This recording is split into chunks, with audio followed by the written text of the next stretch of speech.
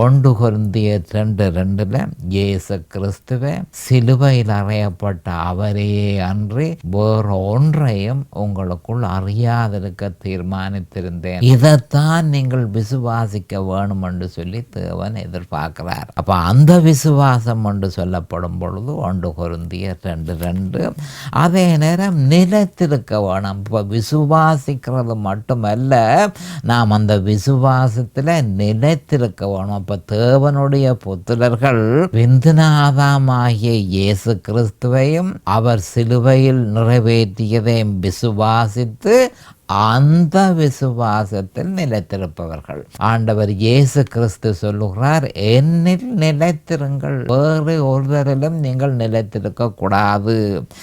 என்னில் நிலைத்திருங்கள், நானும் உங்களில் நிலைத்திருப்பேன்.